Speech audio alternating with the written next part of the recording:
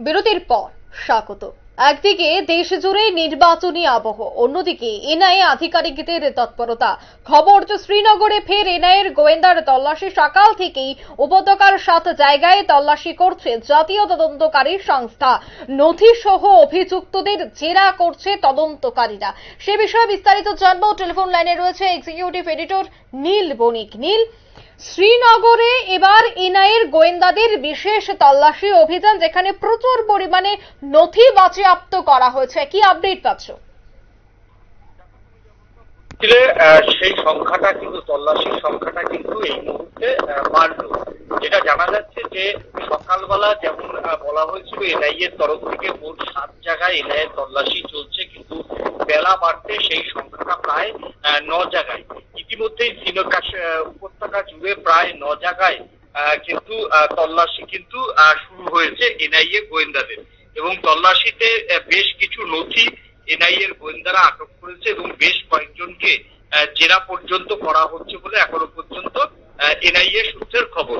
NIA সবসময়তেই NIA এবং vote চলাকালীন আবারও কিন্তু লোকসভা ভোট আমরা সামনেই জানি, লোকসভা ভোট চলাকালীন কিন্তু ফের আবার এনআইএর যারা গোয়েন্দা সেই এনআইএর গোয়েন্দারা কিন্তু ফের আবার তল্লাশি শুরু করেছে।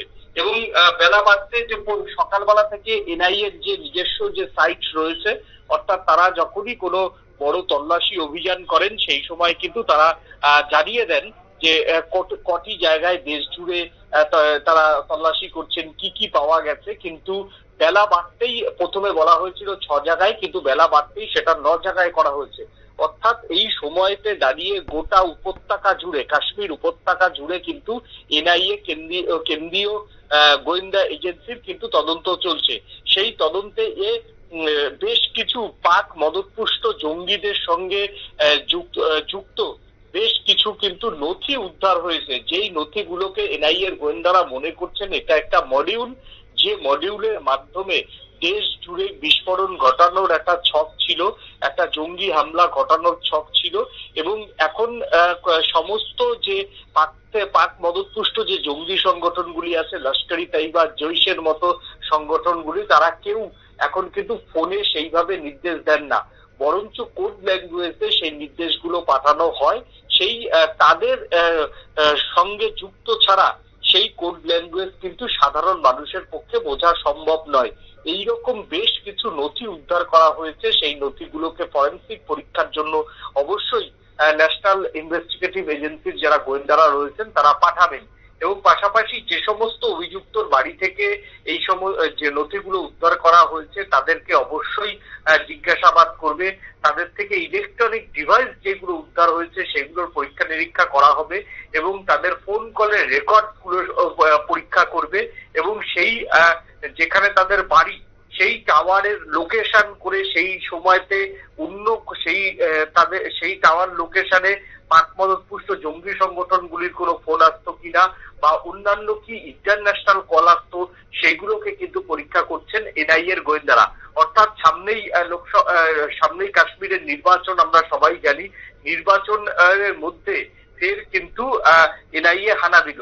রাজনৈতিক মহলের একাংশ বা প্রাক্তন গোয়েন্দা বিশেষজ্ঞরা বলছেন যে পাকিস্তান সবসময় চায় একটা ভারতের ভোট বানচাল করতে, এবং সেই সঙ্গে কাশ্মীরের উপত্যকার নির্বাচন বানচাল করতে, উপত্যকার মানুষদের ভয় দেখাতে।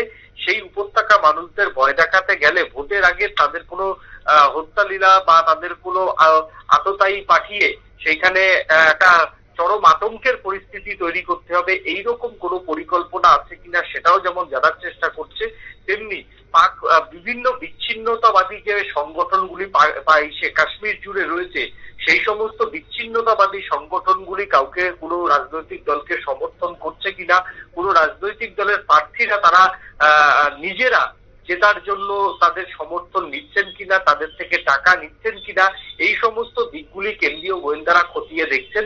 এবং নিশ্চয়ই যখন নির্বাচনের মধ্যে এরকম বড় একটা কেন্দ্রীয় টিমের হানা হয়েছে, বাহিনীর হানা হয়েছে, তার পিছনে নিশ্চয়ই ইলেকশন পারপাস অবশ্যই কোনো ইস্যু রয়েছে। কারণ আমরা অতীতে দেখেছি পাক মদতপুষ্ট যারা জঙ্গি, জৈশ, লস্করি তাইবা, এরা সবসময় চায় যে সাধারণ মানুষ যাতে ভোট না দিতে যায়। পাশাপাশি কাশ্মীর উপত্যকাতে যে সমস্ত চিন্তাশীল মানুষ আছে তারা জানি বুথমুখী না হতে পারে।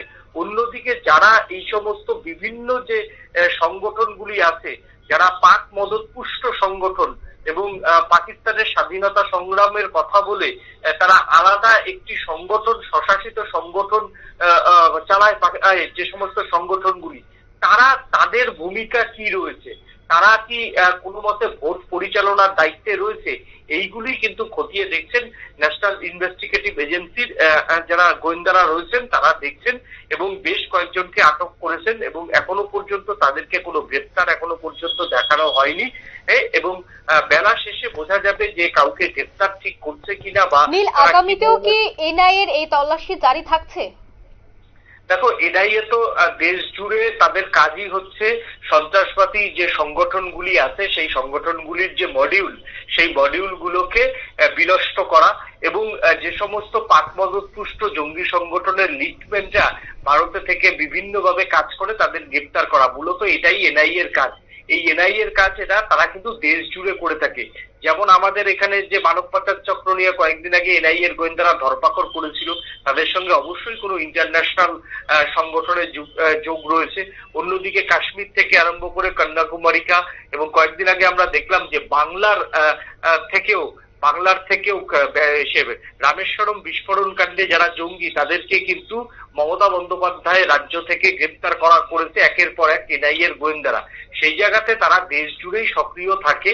যখন যেই রকম তারা ইনফরমেশন পান সেই ইনফরমেশনের উপর তাদের তদন্তের গতি প্রকৃতি হয়।